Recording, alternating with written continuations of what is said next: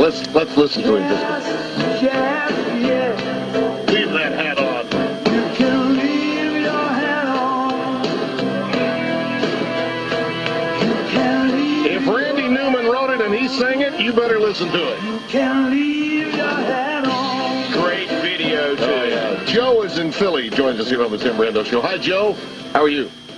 Hey, we had Spencer earlier, now Joe. What is going on here? How you doing, Joe? Joe. Great to hear you. Good. My first time calling into the show, but I have made the arduous trek from Pennsylvania down to Shreveport for an Independence Bowl, so I feel like we're kindred spirits. There you go. There we go. Beautiful.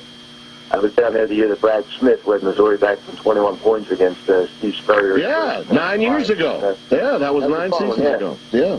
It was nice strolling along the Red River and hanging out at the Louisiana Fairgrounds. So it's a good spot for a bowl game. So if anybody ever gets a chance, that's a good one to get to. Beautiful. Appreciate that compliment, really. Sure do. Thank you. Yeah.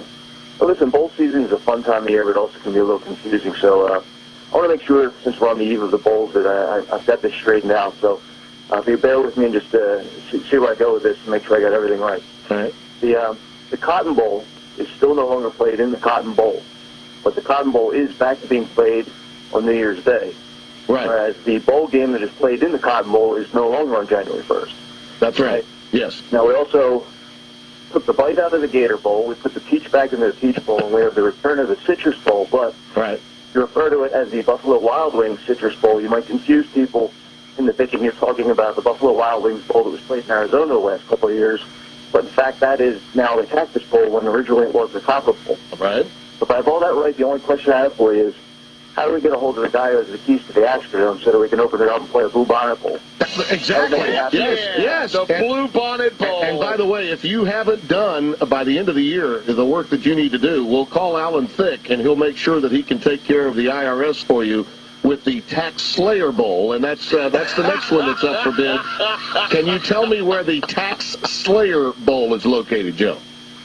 Well, I believe that's in Jacksonville. Oh, well done. He got it in Jacksonville, Florida. I knew after all of that work, after all of that prep work before this phone call, I knew you had to have the Joe answer to needs that. to be a regular caller. This is not to be his last time. Without Great question. call. That was beautiful, Joe. Don't ever change, but if you do, don't let anybody watch. Really Enjoy well. the weekend, guys. Yeah, you too. That was tremendous. Dennis is in Colorado. Hi, Dennis.